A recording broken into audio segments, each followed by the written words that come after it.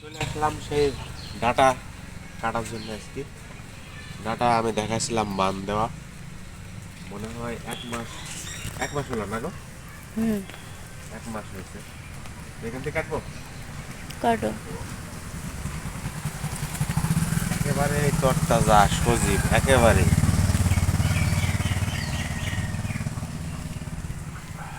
এটার থেকে নেই। হুম। এবার কি আসলো? আসলে এত সতেজ ডাটা খাওয়ার সৌভাগ্য সবার হয় না, ঠিক আছে।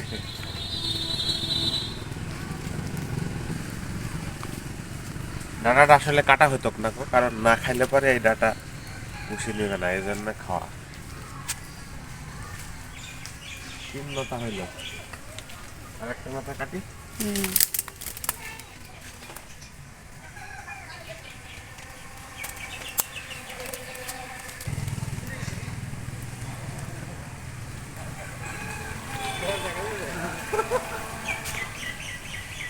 ঠিক আছে, এটা হবে।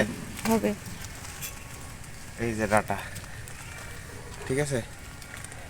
এর থেকে সতেজ ডাটা মানে সবজি কিন্তু কার হয় না, ঠিক আছে। মনে হয়েছে কাঁচাই খাইতে, এত সুন্দর। না, হাসিটা ধরো।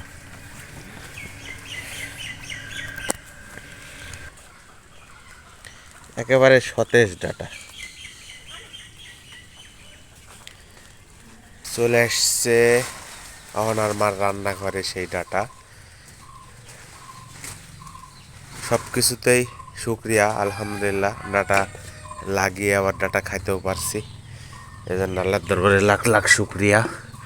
এত সতেজ ডাটা আসলে যারা শহর অঞ্চলে বাস করে তারা কখনোই এটা খাওয়ার কল্পনা করতে পারে না,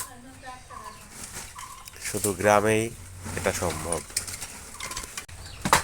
আজকেও বৃষ্টি হয়েছে, যে বৃষ্টির মধ্যে সব কিছু ভিজে আছে। তো রান্নার প্রস্তুতি চলছে এখন। পাতাগুলো সতেজ, একটাও ফেলবো না, সব নেবো। এত সতেজ পাতা তুমি পাবা কোন জায়গায়? হাটে বাজারে যেখানে যাও না কেন এরকম ডাটা তুমি কোনো জায়গায় পাবো না।